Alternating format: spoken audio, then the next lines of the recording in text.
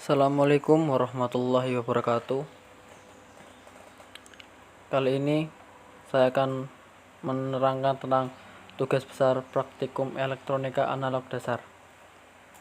Sebelumnya, perkenalkan, nama saya Muhammad Reza Syahputra, D400190155 Teknik Elektro. Nah, pada video kali ini kita akan membahas yaitu penguat audio atau audio amplifier.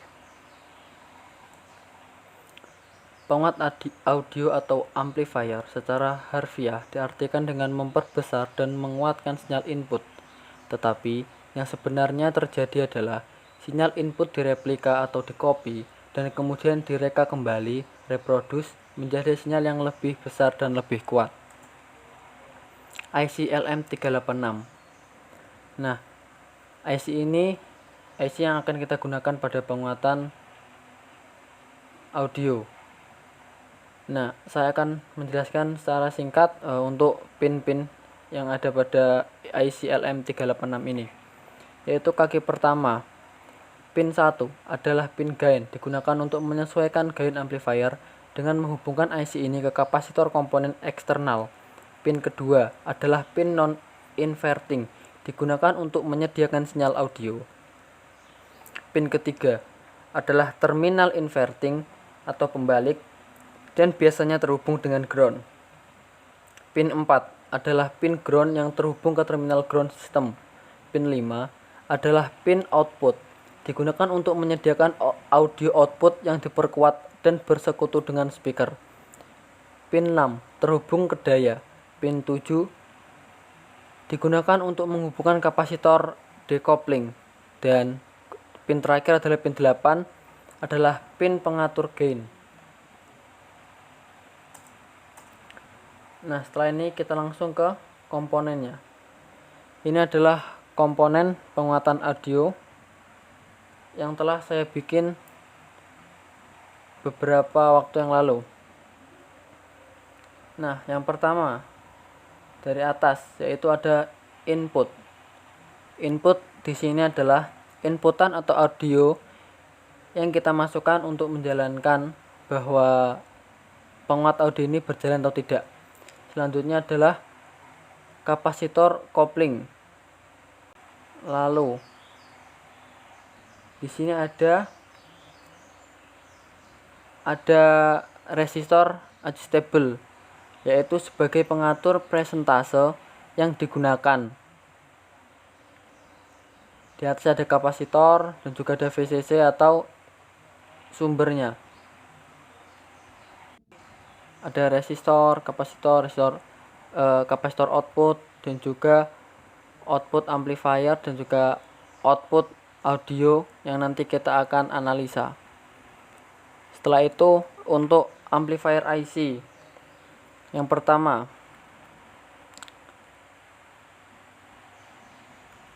kaki 6.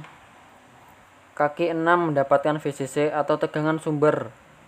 Lalu untuk kaki 3 ini, untuk kaki 3 mendapat resistor adjustable sebagai pengatur presentase dari input suara. Lalu kaki 1 sebagai gain yang digunakan untuk penyesuaian gain amplifier yang dihubungkan dengan kaki ke-8 sebagai pengatur gain. Kaki 2 berguna untuk penyedia sinyal audio yang dihubungkan dengan kaki 4 sebagai grounding. Sedangkan kaki 7 sebagai penghubung kapasitor kopling dan kaki 5 sebagai outputnya. Lalu kita akan simulasikan. Yang pertama yaitu dengan C input sebesar 0,6 nanofarad dengan resistor adjustable-nya 50%.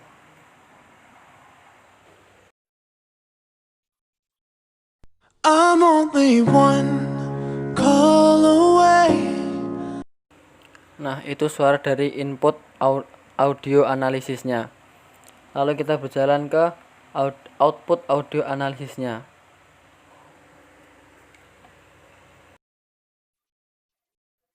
I'm only one call away. Nah, pada saat output ini kita bisa lihat daripada input dan juga outputnya.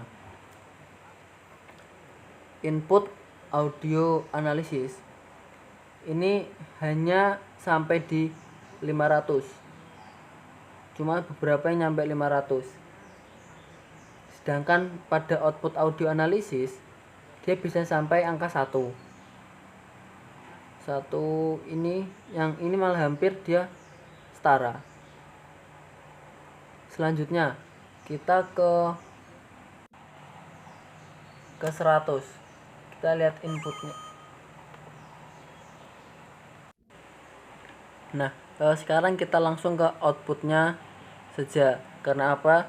Karena input dia kan berada di sini, ya kan, berada di input sini, dia belum masuki C input maupun resistor adjustable, maka input audio analisis tidak akan berubah-ubah meskipun C input ataupun resistor adjustable-nya kita ubah. Kita langsung ke outputnya saja.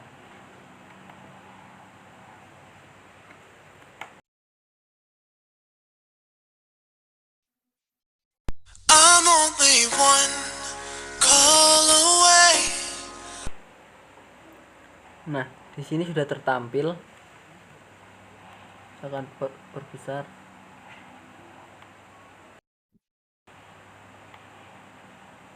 Nah, di sini sudah tertampil yaitu output yang sudah melalui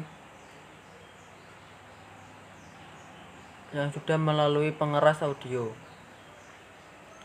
Nah, di sini bisa kita lihat bahwa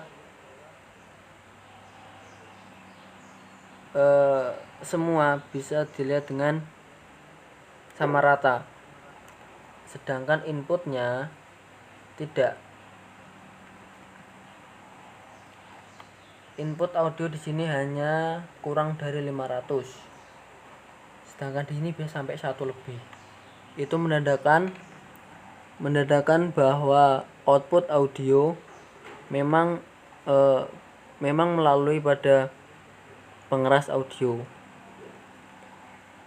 Sekarang untuk yang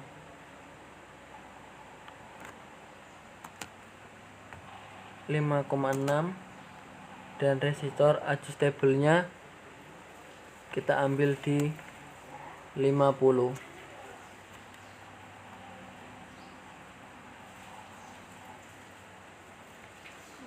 Lalu kita langsung simulate grade untuk outputnya.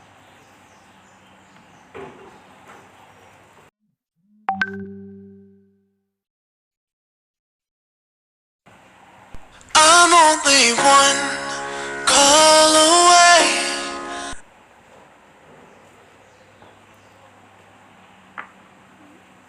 Nah, pada output audio analisisnya kita bisa analisis untuk grafiknya, yaitu dari yang tadi semula mungkin hanya satu gelombang lebih sedikit, sekarang bisa beranjak ke 1,5, hampir 2. Sedangkan yang bawah bisa sampai -2. Itu menandakan bahwa semakin besar C inputnya, maka berpengaruh juga pada output audio analisisnya. Sekarang jika resistor adjustable-nya kita ubah menjadi 100%.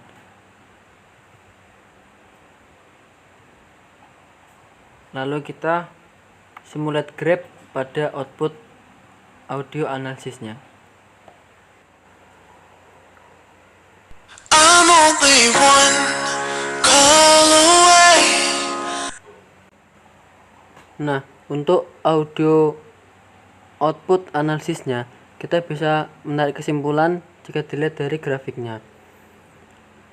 Untuk output ini dia bisa mencapai angka kedua, gelombang kedua, dan yang di bawah bisa lebih dari -2. Jika C inputnya 5,6 dan dengan resistor adjustable-nya kita ambil 100% atau maksimum, maka gelombang yang akan terbuat adalah seperti ini. Nah, bagaimana jika C inputnya kita ganti menjadi 10,6 dengan resistor agitable 50%?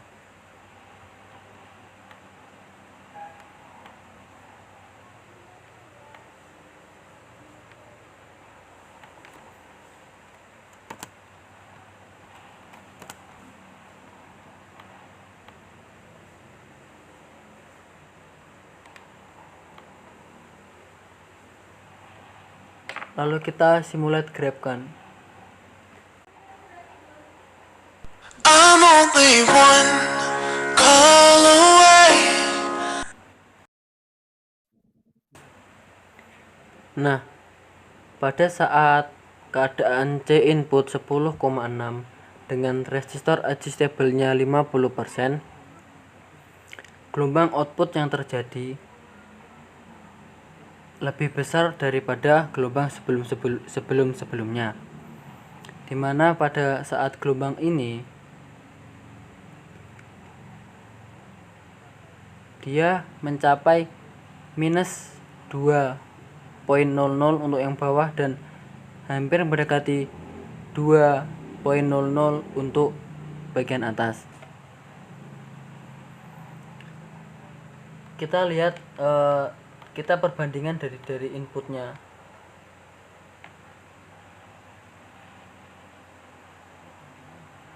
Kita bandingkan dengan inputnya. Nah, di sini pada input audio analisisnya dia sangat kecil, sedangkan di outputnya dia sangat besar, hingga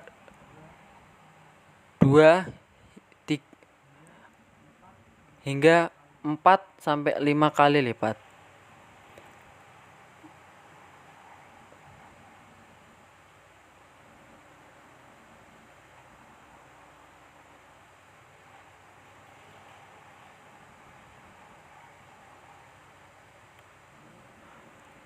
Lalu kita ganti resistor agitable-nya menjadi 100%.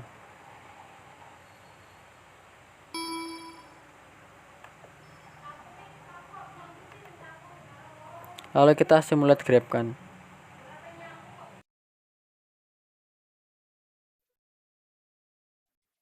I'm only one call away.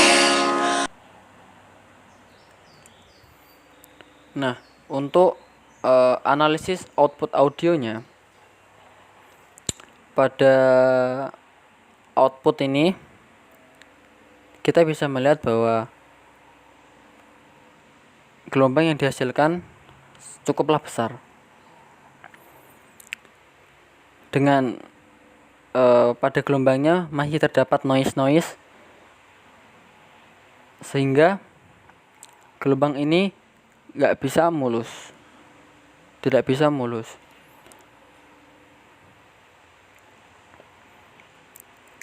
Nah, percobaan ini adalah percobaan terakhir pada tugas besar kali ini. Terima kasih telah menonton video ini. Kurang lebihnya saya mohon maaf. Sekian dari saya. Wassalamualaikum warahmatullahi wabarakatuh.